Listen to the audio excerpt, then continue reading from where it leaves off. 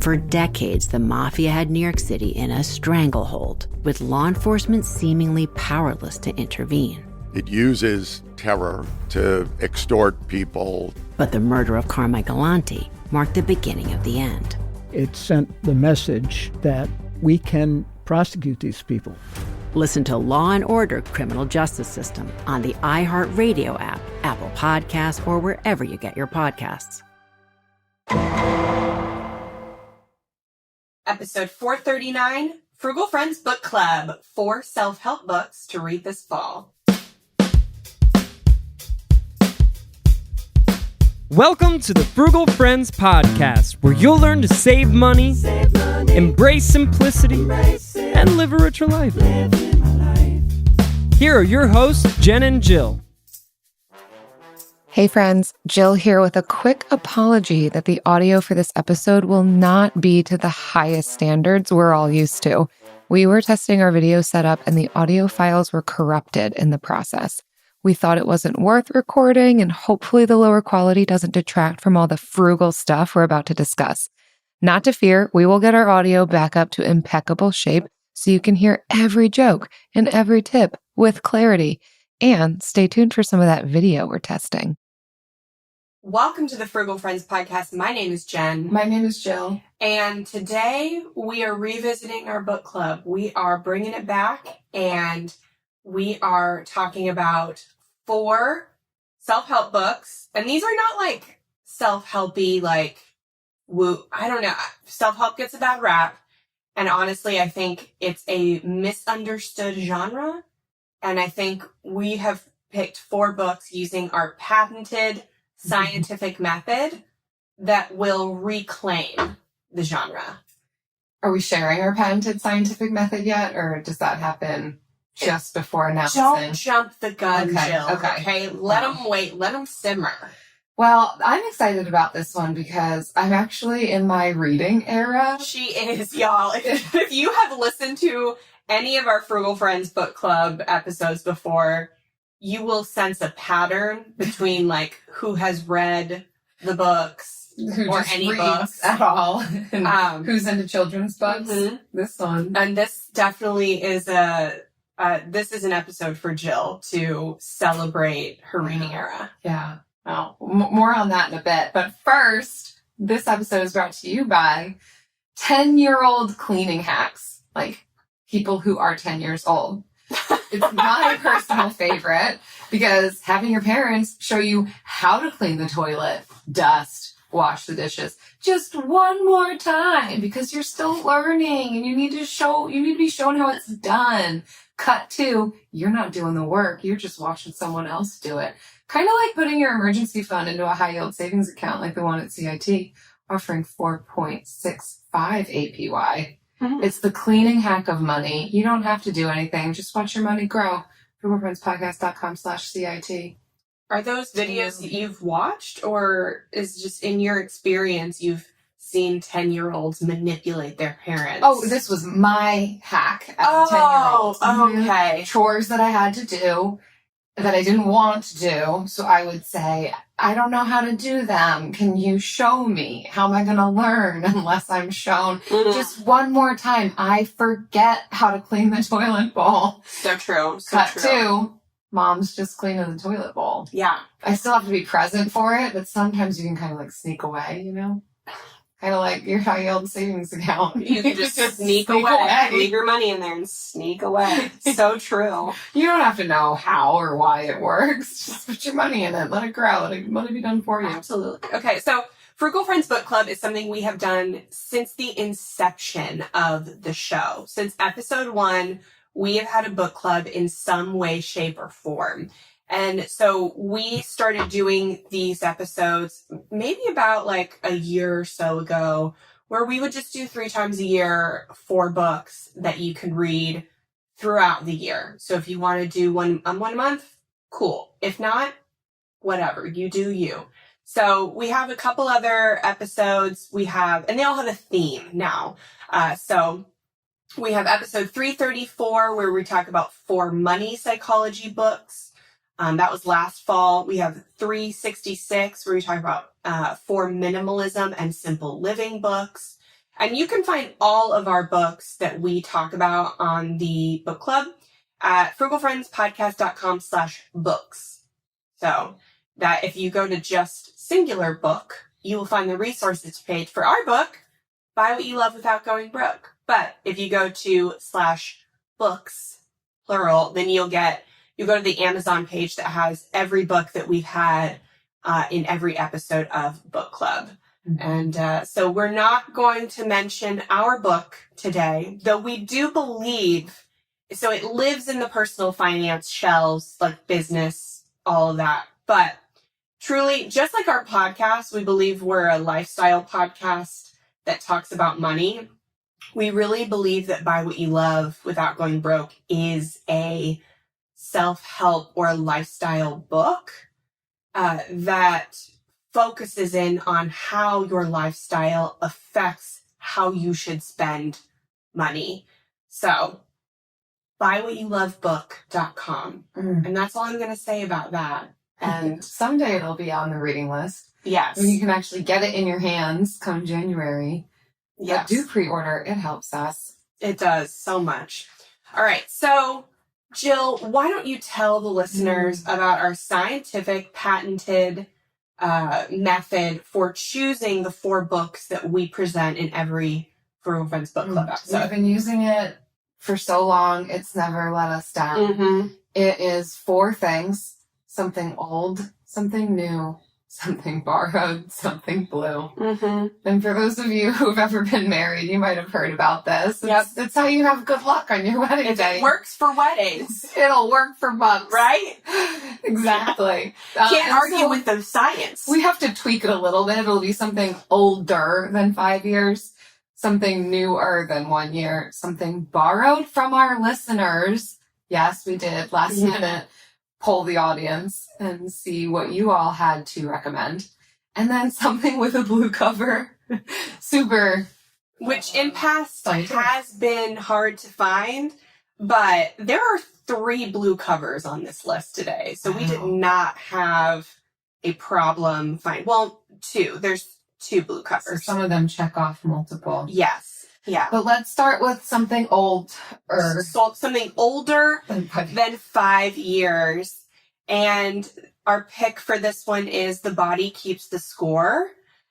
So this one is from 2015, so definitely hits the mark, has the blue cover, but doesn't need to. But so our reasoning behind recommending this book is that trauma, it's about trauma. So brain, mind, body, and the healing of trauma. And trauma is a fact of life. So people deal with trauma in on all ends, like areas of the spectrum. You know, sometimes it's more extreme than others, like veterans and their families dealing with, combat.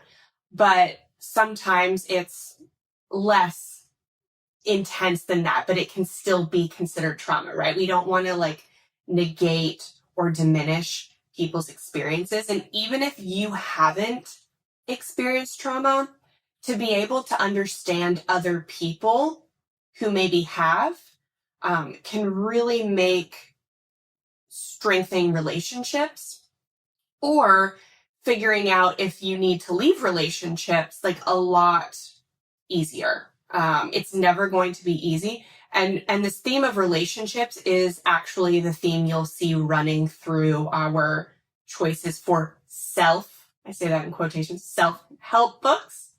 It is a theme you'll see today. So yeah, that is our biggest reason for choosing the book. I have actually read this one. She's in her reading era. Well, this is one that was kind of required reading both in my master's program. I'm also an adjunct professor, and so this is one of the textbooks required within that program as well for some of the trauma courses that I teach. So it's a good one. Like you said, Jen, for whether you've experienced trauma or you know people who have experienced trauma, which is essentially everyone. I think it gives some really good insight into how trauma reshapes both brain and body, how trauma is experienced in the body, some of the ways that we can heal from trauma and experience restoration. And it's just some really good, tangible things as well. So not just explaining the science behind it, but then also some interventions that previously were lesser known. Although, yes, this book is now older than 5 years. And so some of this research has now become more mainstream knowledge, but it's an excellent, well-written book. Highly recommend it.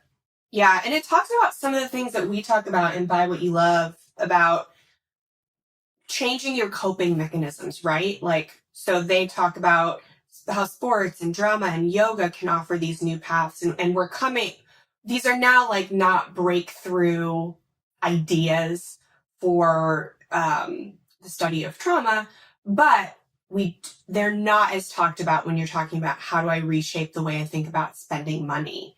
So some of these things you can take, because a lot of people will have trauma even around money, like whether it's with their parents, bankruptcy, debt, all kinds of things, financial infidelity. So there's so much of this that can also be translated into things that will help you with your spending. I always have to like bring it back a little bit, just because I think that you can relate everything back to money in some way. But yes, this is a foundational book, I think, for anybody who wants to be able to know themselves and relate to other people better. Yeah. Next category is something newer than 1 year. So the book that we're recommending for this category is Super Communicators: How to Unlock the Secret Language of Connection. So the synopsis goes, come inside a jury room as one juror leads a starkly divided room to consensus. Join a young CIA officer as he recruits a reluctant foreign agent, and sit with an accomplished surgeon as he tries and fails to convince yet another cancer patient to opt for the less risky course of treatment. In Super Communicators, Charles Duhigg, I think I'm pronouncing that right? Yeah. Blends deep research and his trademark storytelling skills to show how we can all learn to identify and leverage the hidden layers that lurk beneath every conversation. So what we believe is going to come across in this book, I've not read this. Have you read this one? I haven't, but it is one. So I have read The Power of Habit, his book on habits, and I really enjoyed it. We use it now more, that one more in the book than even Atomic Habits, because it's kind of more, it's a simplified version, and I think it's a little more relevant. So, but yeah, we'll use both Charles Duhigg and James Clear's like versions of the habit loop, with a little interchangeably depending on what we're talking about. So speaking of relationships, I think understanding how to form connections. We've done an episode on making friends in your 30s and recognizing and hearing from other people that it can be harder as you enter into different life stages. And so being able to understand some of the ways that we form connections with people, what makes for a good relationship, good community. And one of the things that I like that stands out to me of this synopsis is the storytelling aspect. And I find that I like reading books that do have, they tie in different characters or different ways to be able to connect. So this sounds like there's a lot of different kind of storylines that are happening throughout the book, each one being able to offer, oh, I didn't so much connect with the CIA one, but I'm connecting with, the surgeon's story. And I think good books will kind of allow opportunities like that. Okay, you might not have driven home the concept here with this story, but let's try it in another example with another story that you might connect with. That probably has to do with forming good connections. So he's probably even weaving his own tactics throughout the book, which is cool. And who doesn't love a good story blended with the self-help piece? I think sometimes self-help can feel a little dry to me, but where you're able to weave in real life stories, that helps a lot to get through it. Yeah. I think making friends and building connections in your 30s, 40s, 50s is so hard. And I think one of the biggest ways we can help ourselves is to help ourselves by make those connections with other people. And so like, while a lot of the stories are ways to communicate with people, to communicate your idea clearly. I think what we can take away in this book is the last line of the synopsis is Duhigg wants to get across that with the right tools, we can connect with anyone. I think it's that connection piece. And especially like for me, I have a more like, sometimes I'll have like a more analytical mind. I want frameworks and I want things to have formulas, just to be very laid out. And I think that people are not formulas. And so sometimes that can make it difficult to connect to people.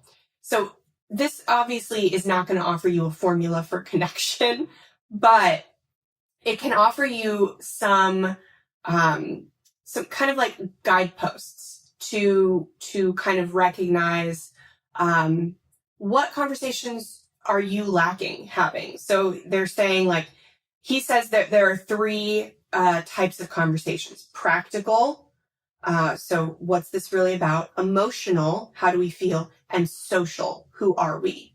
And so you may be, after reading this book and figuring out these guideposts, you may be able to see which conversations you're lacking in having with people. And maybe that's something you need to either have more with the people in your life or find people that you can have those conversations with, and kind of guide where you're investing your time. Like I've had a recent season over the last few years where I have been looking to connect with new groups, and it's just been hard. Like the people, it just hasn't felt right, and have finally found a place after looking for like 3 years in the midst of a pandemic, like have found a group of people that I feel like I want to invest the time into pursuing and investing in. And so like not every group of people or person is worth investing in. Not,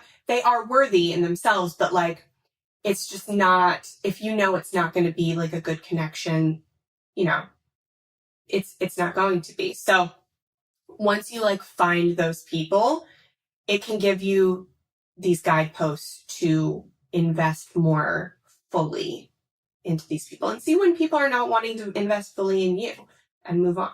AI might be the most important new computer technology ever. It's storming every industry, and literally billions of dollars are being invested. So, buckle up. The problem is that AI needs a lot of speed and processing power. So how do you compete without costs spiraling out of control? It's time to upgrade to the next generation of the cloud, Oracle Cloud Infrastructure, or OCI. OCI is a single platform for your infrastructure, database, application development, and AI needs. OCI has 4 to 8 times the bandwidth of other clouds, offers one consistent price instead of variable regional pricing, and of course, nobody does data better than Oracle. So now you can train your AI models at twice the speed and less than half the cost of other clouds. If you want to do more and spend less like Uber, 8x8, and Databricks Mosaic, take a free test drive of OCI at oracle.com/strategic. That's oracle.com/strategic. oracle.com/strategic. For decades, the mafia had New York City in a stranglehold, with law enforcement seemingly powerless to intervene. It uses terror to extort people. But the murder of Carmine Galante marked the beginning of the end, sparking a chain of events that would ultimately dismantle the most powerful crime organization in American history. It sent the message to them that we can prosecute these people. Discover how a group of young prosecutors took on the mafia, and with the help of law enforcement, brought down its most powerful figures. These bosses on the commission had no idea what was coming their way from the federal government. From Wolf Entertainment and iHeart Podcasts, this is Law & Order: Criminal Justice System. Listen to Law & Order: Criminal Justice System on the iHeart Radio app, Apple Podcasts, or wherever you get your podcasts. Our next book is Something Borrowed from our listeners. So every time we do one of these episodes, we will post a poll on our Instagram and our stories. Not a poll, like a question. Yeah, and ask you what are your recommendations for whatever the theme of book that we are doing. And so I haven't read this one. Have you read this one, Jill? No. Mm-hmm. No. It is 4,000 Weeks, which we just put this story up like 10 hours ago. So we'll say it is the only recommendation we received.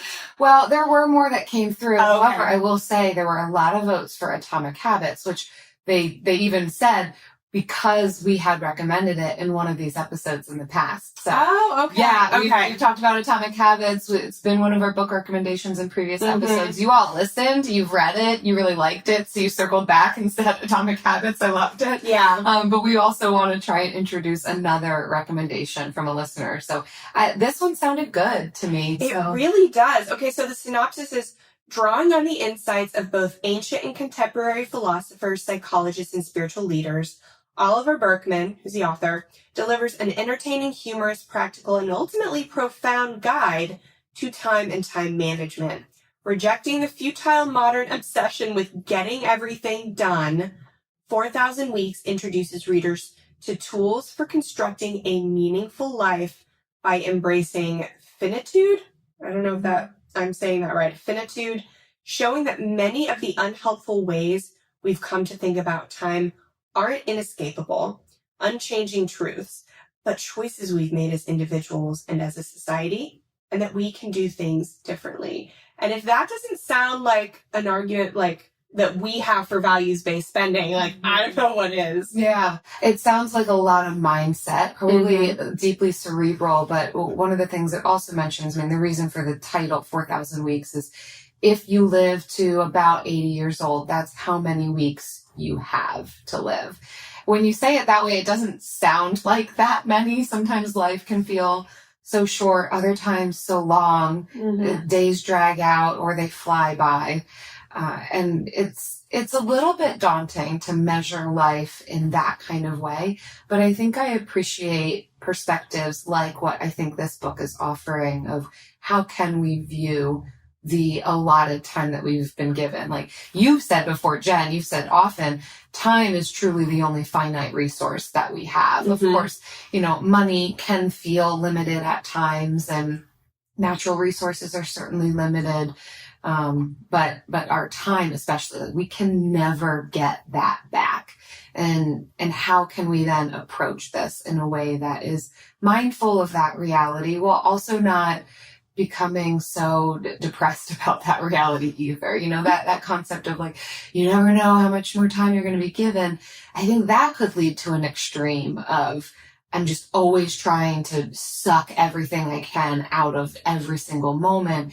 And there's not a lot of longevity in that either. So I appreciate how it seems that this book is holding that tension, the reality of the finiteness of the time we have with how can we embrace this well? Yeah. Well, I think we've talked about essentialism in the book club before. It's a very similar concept that we're not our culture is so obsessed with hustle and getting the most out of every minute that when you rest, it's almost I feel guilty for resting because I should be doing something productive. And even these online business gurus that I listen to for years are you do your 9 to 5 and then you do your 5 to 9. And if you've got downtime in the evening, you're working on your business. And, if you are not doing that, then you don't want success bad enough. It's just, especially for women, men can maybe afford to do all this because they've got wives watching their children and making their dinner. But the other way, those are the people who are saying these things. They have someone helping them. And so I have just been on this journey of rejecting hustle culture and taking time to rest, and really be embracing it and realizing it is an internal need. My self-fulfillment and my rest and my health, my internal health, well, I guess all health is internal, but my mental health is a need. And so this, I really believe, would be that kind of mindset shift book to really get you on a new path.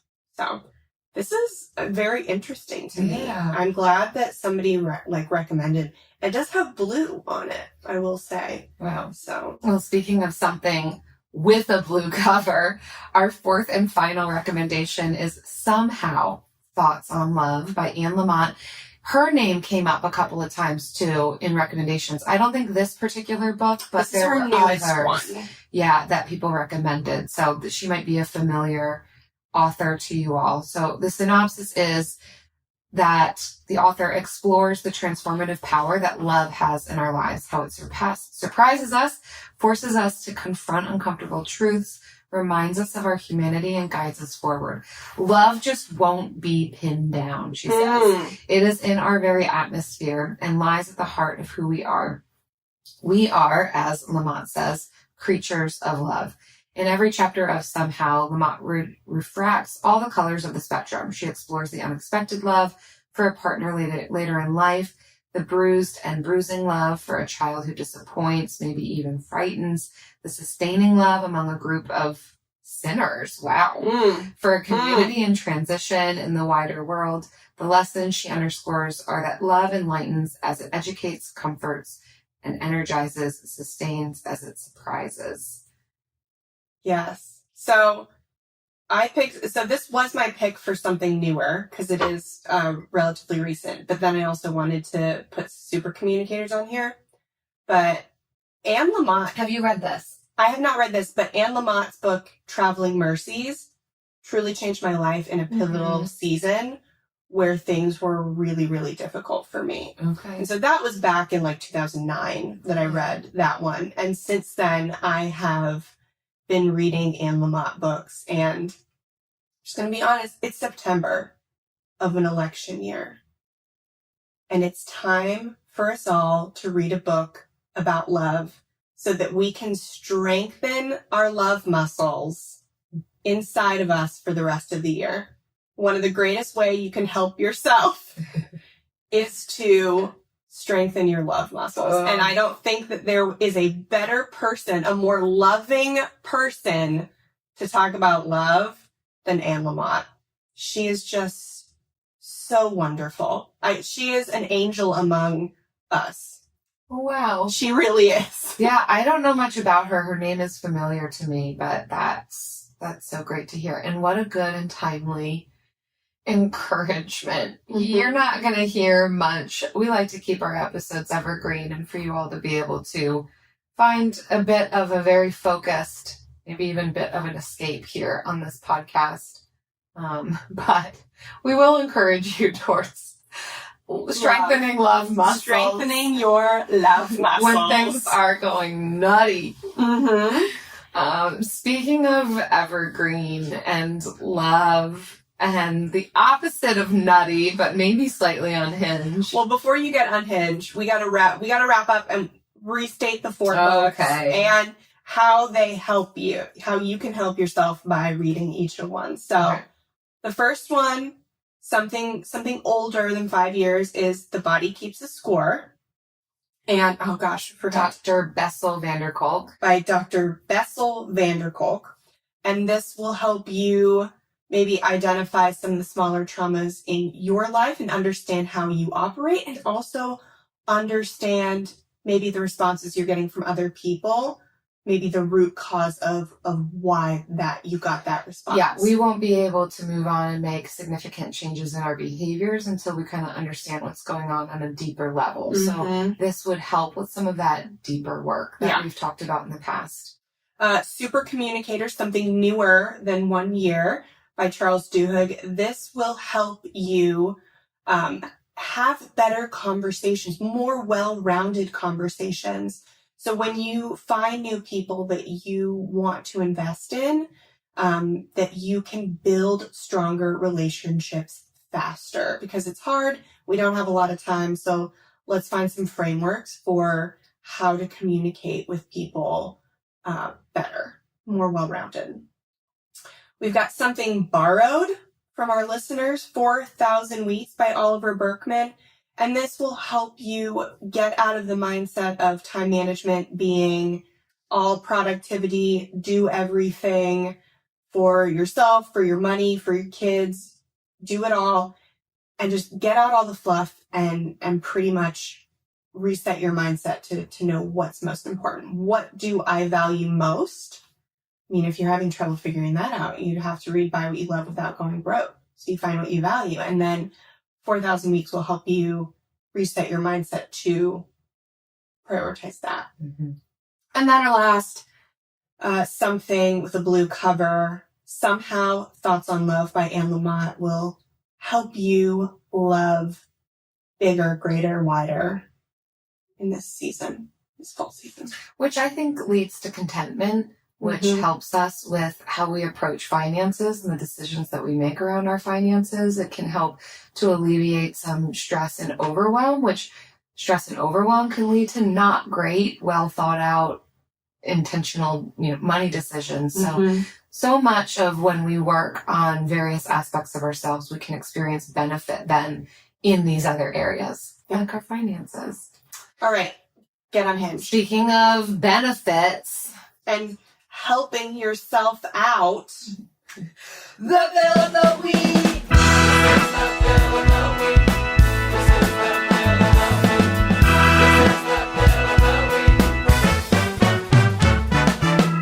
That's right. It's time for the best minute of your entire week. Maybe a baby was born and his name is William. Maybe you paid off your mortgage. Maybe your car died and you're happy to not have to pay that bill anymore. Duck bills, Buffalo Bills, Bill Clinton. This is the bill of the week. Hi, Jen. Hi, Jill. My name's Emily. I've been listening for about 3-ish years now. And my bill of the week is a soup-sized Revereware pan. My mother found it for free and passed it along so that I have a soup pan. And just really all of my Revereware pans were picked up by Mom at various yard sales over the last 20 years in anticipation that her kids will move out of the house one day. There you have it. All of my pans. Secondhand, and they work great. Have a great week. Oh, wow. Revereware, heritage cookware. I've never built for generations. I have never heard of this. Whoa. I guess I'm not in the right income bracket. Sounds like a good... It looks fancy. Wow. It looks real nice. I love this. This is a very meta bill because your mom is already picking up these pots and pans at yard sales. So buying them used, sending them on down to her children, being kind while also ushering you out the door. It's an amazing bill. And pots and pans are expensive.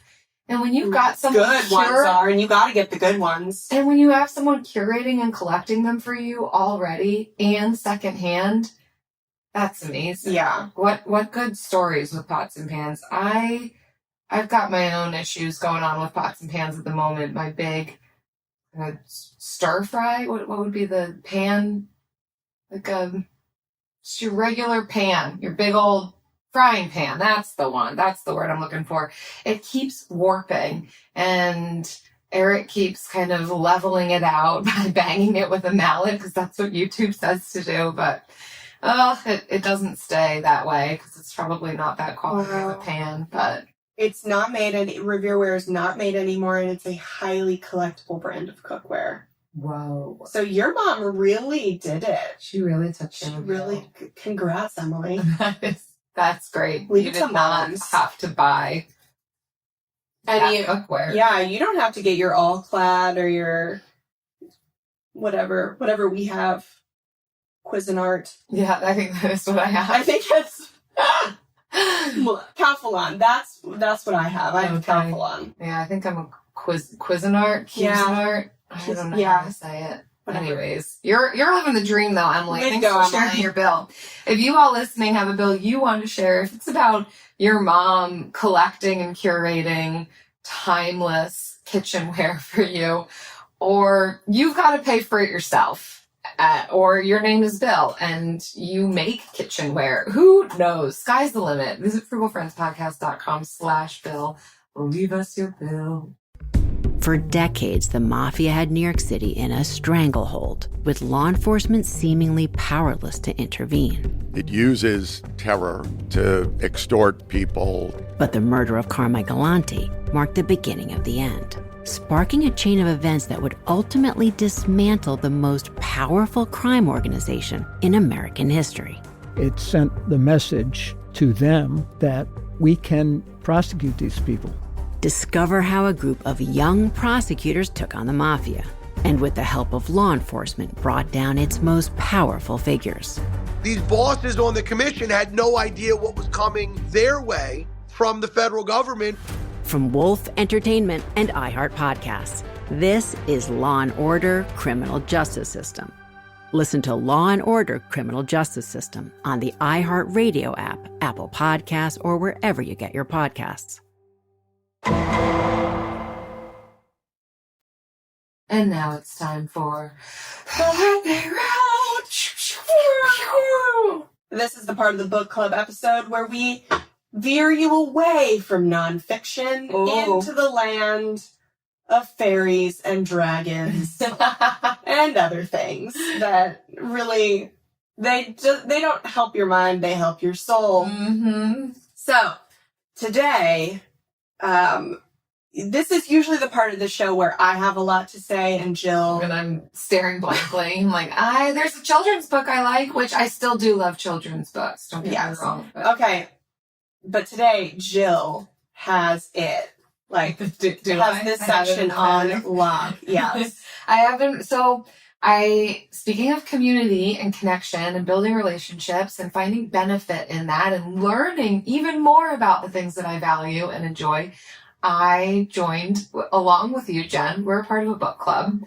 We did not start it, which is fun to not have to be like the spearheaders of something, but to get to join in on it. And we've been reading a lot of fiction within this book club, which has helped me to really zero in on what sorts of fiction do I enjoy, what types of, it's not all fiction, some biography, but primarily fiction, historical fiction, biography has been what we've read so far. Mm-hmm. And so I've read about 15 books so far this year. Yeah. Which I know a lot of people plow through so many more books than that, but that's a big deal for me beyond just like the reading that I do for work. So, I think one of my favorite fictions so far this year is The Grace Year by Kim Liggett. And I honestly think it's kind of like YA fiction, but it was just a fun escape. Kind of, what's the terminology? I always want to say apocalyptic. That's not it. Dystopian. Dystopian, yes. So yeah, it's about a young girl kind of coming of age in this dystopian world where they send all the 16-year-old girls to release their magic into the woods and then come back and take a husband. Very kind of Puritan culture and just kind of what happens, relationships amongst females. I have to get that one in my Libby because I love dystopian literature. Yeah, I enjoyed it. It was, don't go into that book thinking that you're gonna wholeheartedly learn something. It's just this is not the learning section, Jill. That's not where we are. We left that section in the first half of the episode. Page turner that I personally enjoyed. It's okay, be free. Thank you. What else? Vulnerable. What else have you read? You can make suggestions, and you can, if you didn't like something, you can say that too. The Fortunes of Jaded Women, I did not care for. I would not encourage people to spend their time on that one. Just too absurd for me. I also enjoyed Transcendent Kingdom by Yaa Gyasi. That I think is a specific flavor though, depending on, I connected with it deeply, I think because of some parallel experiences. That one did feel a little bit more cerebral and cathartic for me. It's based on this PhD student who's studying essentially trauma and suffering, and trying to determine if there are any kind of scientific methods that could be implemented to help interrupt addiction, depression. So she's studying rats or mice, one of the two, while she's also navigating her own kind of difficulties with losing her brother and navigating her mom's depression and that kind of a thing. So it's a little bit heavier of topics, but I think deeply cathartic to kind of think through these various pieces of suffering, which, speaking of, the Bessel van der Kolk book, The Body Keeps the Score, I think it can be helpful when we give ourselves opportunity to kind of dip into some of these layers and then pull back out with a more lighthearted book. But yeah, I enjoyed that one. What about you, Jen? Oh, just have my Libby pulled up. So in the last 3 months, I have read Bright Young Women by Jessica Knoll. I really enjoyed that book. Part of it is because it is a fiction book, but inspired by real events. And most of it takes place in Tallahassee, Florida. Oh. Yeah, but it's a serial killer book. Oh, yeah, you do like those more murderous ones. Yeah. It's through the view of the victims of the serial killing. So it doesn't mention the serial killer's name. You can Google it and figure it out very quickly. But so it's like based on real murders, essentially historical fiction. Yeah, but the murders, like the characters are fiction. But the murderer's real. The murderer's real. The places are real. The timeline is real for the most part. Wow. Yeah. So that one was really good. We read The Lost Apothecary for the book club. Yeah, that was fun. And we had mixed feelings about it. Yeah. It was okay. Yeah. I would say. Author's from St. Pete. Which I did DM her to see if she wanted to come to our book club. She never responded. And it's probably a good thing because we talked freely about the book. So yeah, I don't know. It's all right. Yeah. I liked part of it. There's 2 storylines. One storyline I really loved, and the other storyline I did not like at all. So it's hard. I read The Women by Kristen Hanna. I'm currently reading that now. No spoilers. Mind-blowing. Well, no, yeah, of course, no spoilers, but it is one of her best books. The Nightingale, still number 1, in my opinion, by Kristen Hanna. But this one was very good. It's a hefty book. I'm reading it tangibly. Is she a big girl? I don't know if I'm going to get through it. I think I have 2 weeks book, to read not it. Kristen Hanna. Yeah, the book is girthy. I went through a Bridgerton phase, as everybody else did in early this summer. So I actually read Romancing Mr. Bridgerton, which is the book that the 3rd season is based on. You don't have to read the other books to understand. So I didn't. Oh no, where's my list? Okay. And then just this month, I started the Throne of Glass series, which is a Sarah J. Maas, who wrote ACOTAR, A Court of Thorns and Roses, that series. So I started her other series, Throne of Glass, and I have read Throne of Glass, the first book, and Crown of Midnight. Wow. I actually just finished Crown of Midnight this morning before I walked into You're just ripping through it. Now, audio. You are primarily audio, right? I am only audiobooks. I don't have time to sit down and read a book. I can listen to a book while I'm in the car, while I'm doing dishes, taking a shower, folding laundry. Yeah. Yeah, I don't have time to sit down and read a book. I'm doing a combination at the moment. Sometimes it is nice to just wind down with a book. But with the book club, if I have a time limitation, audiobook's always a whole lot easier because to have to finish a book in a certain time frame. But it does allow me to have multiple books going at once. I'm listening to The Psychology of Money by Morgan Housel when I cook, and then I read my other book. I'm gonna give an unpopular opinion about the psychology of money. Yeah. It is very hard. It was very hard for me to get through. Didn't finish it. Interesting. I read the article, so I feel like I've read the book because it's based on an article he wrote that went viral. Yeah. And I have read the article. And for me, the book is just, and maybe it's because I am already familiar with the points that he's making. So it's just I'm not learning anything. So it doesn't feel, so I'm saying that for because it is such a big book, if you felt like you couldn't get through it because you were bored, you're not alone. So interesting that you say that. I don't disagree to a point, and I could understand how that would be the case. I've gotten to points now in the audio version where I kind of glaze over, but I think it's because there's such specific statistics that are being given that are harder for me to digest audibly than it would be if I were reading it.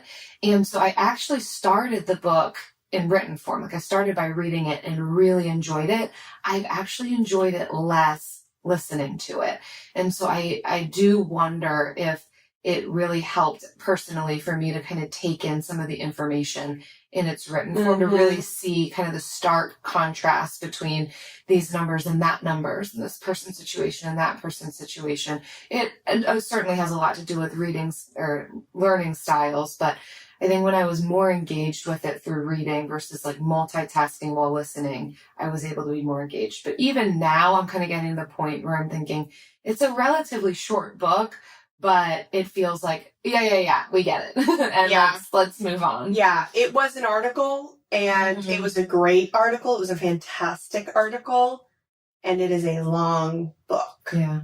But, some really great concepts, though. I still would recommend it. So a lot of those concepts we talk about in Buy What You Love Without Going Broke, more briefly.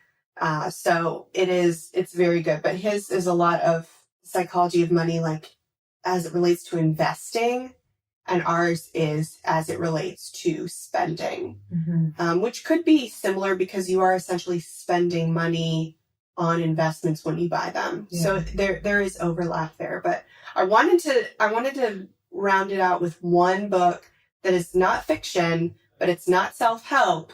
It's I'm Glad My Mom Died. Oh yeah. I loved that book. Yeah. I thought it was really, really fun.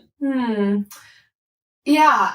I mean, I don't really like to put ratings on people's own personal stories. I think it was harder for me to connect with that one since I didn't ever watch iCarly. So I think sometimes I know that it was a very popular book, but I think primarily amongst people who knew who she was previously and get to enjoy some of the backstory. So I really had no context for her whatsoever. I actually did not know who she was. But can appreciate, just kind of like the child star situation. Yeah, I thought, because I related to a lot of her feelings about her being more morose and just not as peppy as other girls. Her wanting to write versus act or do, it's just a lot of her personality I very much related to, and a lot of those struggles, being different, was very much me. And so I really enjoyed reading that. So it was a fun read for me. So I hope that we gave you some fall recommendations, whether you're reading fiction, nonfiction, what have you. And if you enjoyed this episode, we would love if you would leave a rating and review. We love reading your kind reviews, especially this one from Aaron with a K, the only money-related podcast I enjoy. It's 5 stars. As a trying to be responsible grown-up person, I try to keep on top of financial advice, but it always feels like a chore. Jen and Jill give me all the info I need, but I actually look forward to listening to and learning from them. Thanks for making a serious topic so much fun.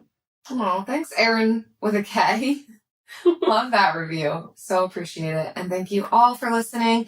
If you also enjoyed this show and you haven't yet left us a rating or review, It would be so, so helpful to us. So please do that wherever it is that you're listening. It helps others find us. It just helps us look like more credible. And it just helps.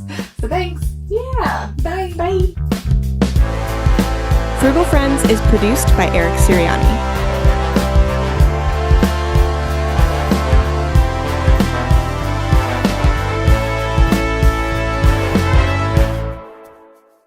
Jen.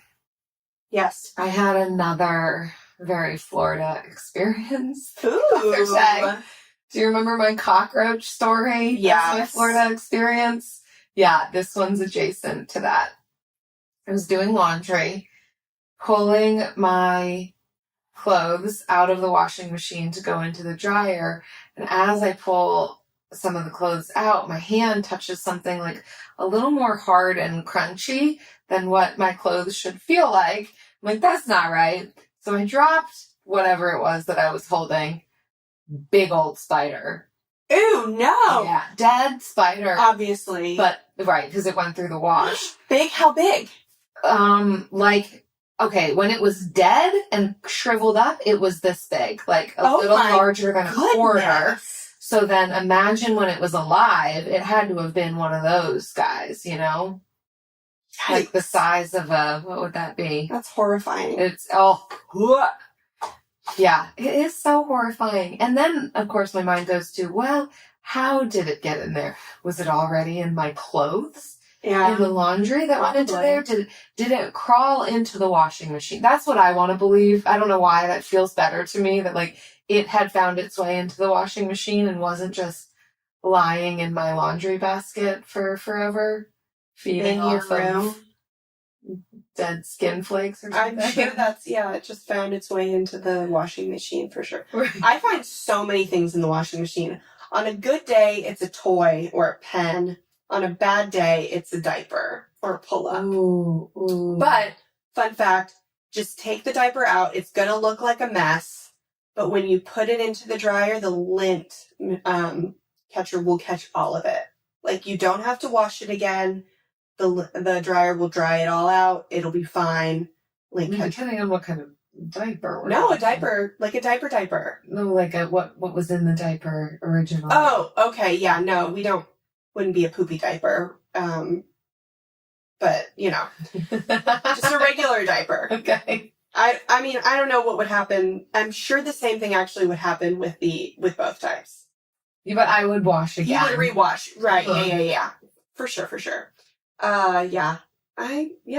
Spiders. I remember whenever I think of spiders, I think of the first or second summit that we hosted, the Frugal Living Summit.